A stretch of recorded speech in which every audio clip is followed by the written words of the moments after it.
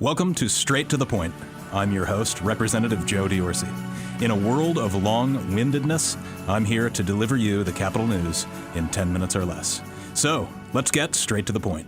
So, after a small hiatus, the Straight to the Point podcast is back. This is Representative Joe D'Orsi, and I am joined today in studio by the 85th Legislative District's own David H. Rowe. David, thanks for joining. Thank you, Joe. Very glad to be here. And you're unique in that you represent a whopping four counties in Pennsylvania. They are Snyder, Union, Juniata, and Mifflin. How does that work? I think I am the only House member to represent four counties. It requires a lot of driving. My district used to only cover two counties, but after last round of redistricting, I picked up two more. And it's a lot of driving, it's a lot of work, but I also get to meet a lot of great people. Mm-hmm. So you mentioned driving. Let's talk about driving. Over the last calendar year, you've put a lot of miles on that SUV of yours.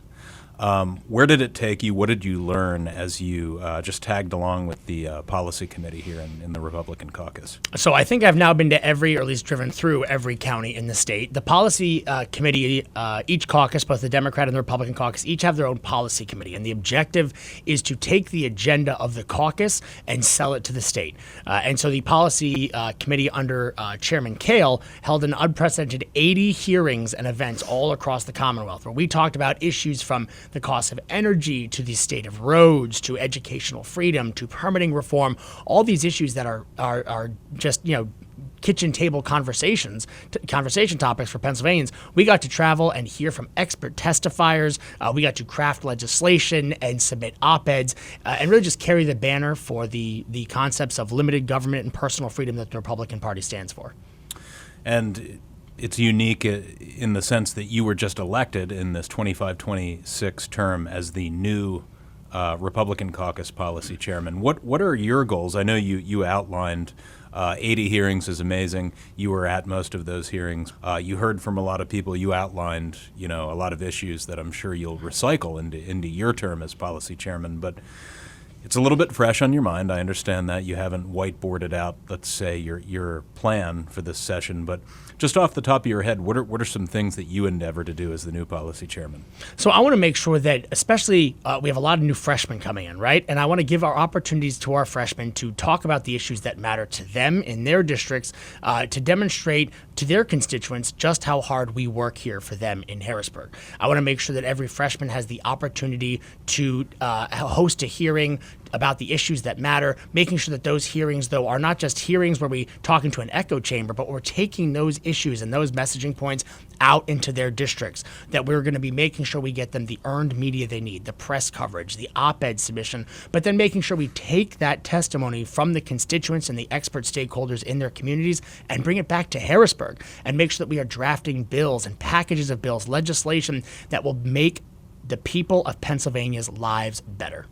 So this role of policy chairman or chairwoman, especially in the minority, David, is it much like a messenger that is constantly heralding the message of we can legislate better, our ideas are better, Pennsylvanians are struggling in this way, our solution is this? Absolutely. The policy committee is the standard bearer for the caucus. And when you are stuck with a majority Democrat caucus that is intent on running radically progressive agenda, you've got a bill out there to quadruple taxes on small businesses, taking their tax rate from 3.07 to 12%. I don't know if you know a single small business owner that can afford a 400% increase. I don't know any of them, but here they are. We're seeing a massive jump in a proposal in tax increases. You see things like Reggie, which was Governor Wolf's attempt at instituting a carbon tax, a $700 million tax on energy, and people wonder why their costs are going up because you continue. And now, Governor Shapiro has walked back. Oh, he's not for Reggie, but he has proposed equally PACER. Radical PACER, and I can't even remember what the new acronyms are, but they're exactly the same thing. They are just new ways to tax energy, and that energy cost is passed along to the consumers. Mm-hmm. But issue-wise, David, it was certainly this election an indictment on Democrat policies. What I heard at the door, and what I'm sure you heard as well, was inflation, immigration, jobs, job security, things like that. So Let's condense it down to three issues. I want to give you a chance to just highlight what you think are the three top issues for Pennsylvanians. Of course, specific to district, there's going to be all sorts of things, transportation infrastructure related, are things that pop into my mind. But let's start with energy. I'll hand one to you. Let's start with energy. You touched upon it with Reggie and Pacer. Where do we stand in Pennsylvania, and where can we go if we adopt the Republican policy? That is a statement of just how appealing the Republican message has become to broad swaths of the electorate. The big tent party is back, right? That's what we were supposed to be. The grand old party, we're back. When you saw President Trump standing on the stage with the coalition members he built, from people who just a few years ago endorsed Bernie Sanders, to people who are current Democrats, to people who are current independents, you are seeing coalitions built from across the country. And it's because of, getting back to your original question, things like energy. When costs of energy are skyrocketing, when everything from transportation costs to grocery costs to heating oil costs, when we have senior citizens who have to make a decision between whether or not they can turn the heat up in their house or they can afford their medication, you know something is wrong. And that's why you saw the election results we did on Tuesday. Yeah. Let's move on to education. Education, school choice particularly, has been close to my heart. Where are you going to focus your attention on education in this term? Well, educational freedom is foundational to opportunity, and every single student in Pennsylvania deserves to live their American dream. That starts with a quality education. So you look at the statistics across the board, starting with the era of COVID and only increasing since then, the spikes in applications for charter schools, private schools, homeschools, as parents realize that education is about pursuing the right educational option for their children, regardless if that's a government school, a homeschool, a private school, a charter school, totally up to the parents, but that's how it should be. And when you see the polling returns on issues like educational freedom and school choice, it's astronomical. It's an 80-20 issue. You see a third of children in Philadelphia that is predominantly, almost exclusively represented by anti-school freedom Democrats. Mm-hmm. A third of their constituents' children are going to are already taking advantage of these school choice programs. Mm-hmm. It has to start with educational freedom. Yeah. In the last decade, Pennsylvania has lost about 260,000 people. I've made the argument in writing this past year. There's a few reasons for that. Regulatory reform, taxes, permit delays, the list kind of goes on and on. And you can kind of throw that into the bucket of being economically competitive, taxes, regulatory reform. What policies are you going to lead with to address that problem of bleeding people, bleeding businesses, families, taxpayers to Tennessee, North Carolina, Florida? Well, you hit the nail on the head with one of the biggest issues is permitting.